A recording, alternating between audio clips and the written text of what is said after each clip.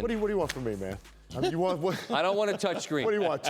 You break that down in 2 plays? What No, we just exactly. Tonight I don't need arrows. I don't need vision cones. What am I supposed to do with that? I'll give you as wide a berth as you want. Okay, what do you want to discuss? The first thing I want to discuss is the emotional toll that this could take on Denver.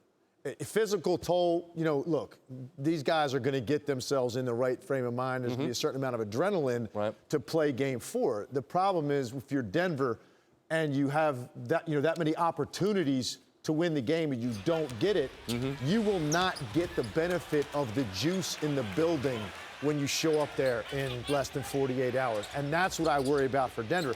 And obviously they fall behind 3-1. It's a serious mountain to climb.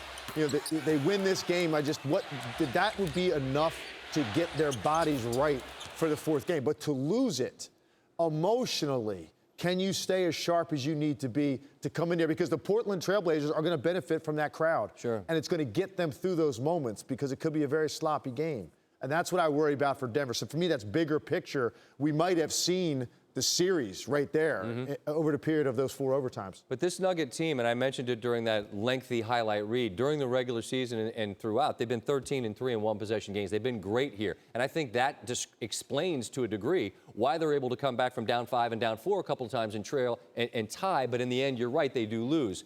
In the grand scheme of what we saw, whether it's Jokic or McCollum or whomever, is there a player or a sequence to you that is worth mentioning out of all of that? I think there are 3 things to touch on right there. First is and two of those are C.J. McCollum and Jamal Murray. There's a lot of great point guards in the postseason, right? I mean, guys that have won MVPs, guys that are first-team all-league players that get all the attention. These guys are right there on that next shelf. C.J. McCollum's ability to handle the ball like a point guard and with that slippery dribble, the fact that Damian Lillard can go out of the game and now you hand the ball off to another guy that would be an all-star caliber point guard in just about any team is an incredible luxury. There were chunks of times that Lillard didn't touch the ball for possessions after possession because you had McCollum carrying the load. And once C.J. gets cooking like that, Dame does that. He will go watch C.J. play a little bit. So I wanted to point out that how great that performance was out of C.J. McCollum and Jamal Murray as well, what he has grown into. Let's go back to his first game in at 3 quarters against San Antonio when he couldn't buy a shot. If you remember, he had 22 points in the 4th quarter of Game 2.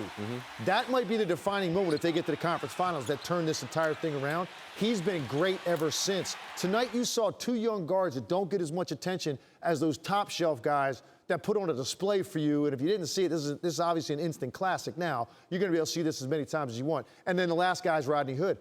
This is a guy that's had big buckets in his life. Has he ever had a more important 3-minute stretch than he just had at the end of that game, particularly if Portland goes on to win this series and get to the conference finals? That's why you go out and get a vet, a guy who's ready for a moment like that. And when the time came, ready for my moment, time came and I owned it, right? Isn't that what George Hill did it tonight for Milwaukee, too. So 2 guys are involved in that trade with the Lakers, right? They end up in Cleveland, and now look at them having big moments in the postseason because the veterans know how to play and get themselves right mentally.